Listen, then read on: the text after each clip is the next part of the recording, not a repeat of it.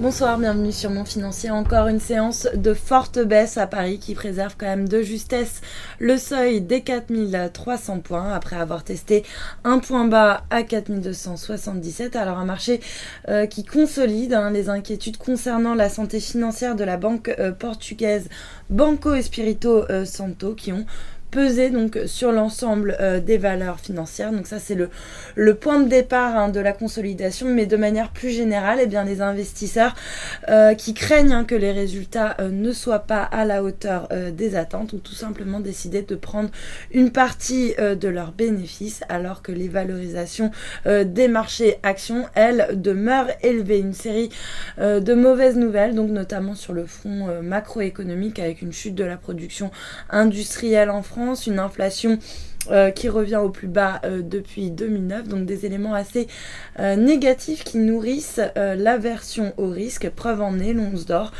qui retrouve ses lettres de noblesse avec un bond par exemple de 1,2% autour des 1340 $. Autre valeur refuge, le yen qui grimpe face à l'ensemble de ses contreparties. En conséquence, l'euro lui est retombé sur ses plus bas niveaux depuis juin par rapport à la devise japonaise, donc on est en dessous des 138 yens.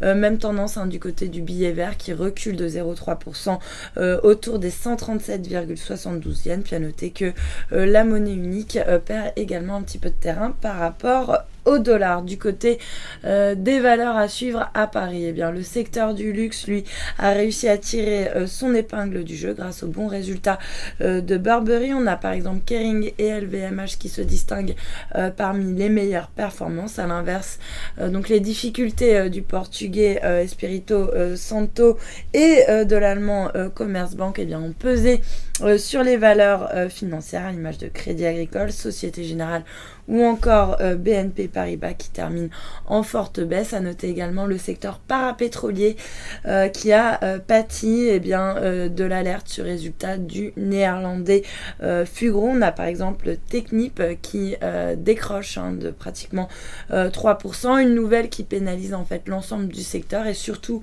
CGG puisque l'action accuse la plus forte baisse du SBF 120 chutant de plus de 7%. Et puis à l'inverse, meilleure performance sur le SBF 120, Téléperformance qui bondit de 3% après avoir annoncé donc un accord en vue d'acquérir Aegis. Alors c'est un acteur des services clients aux États-Unis mais également aux Philippines et au Costa Rica, donc un montant de 610 millions de dollars, mais l'opération devrait permettre au groupe de doper son bénéfice par action de plus de 10% à compter de 2015. Voilà pour la clôture des marchés. Passez une excellente soirée, à demain.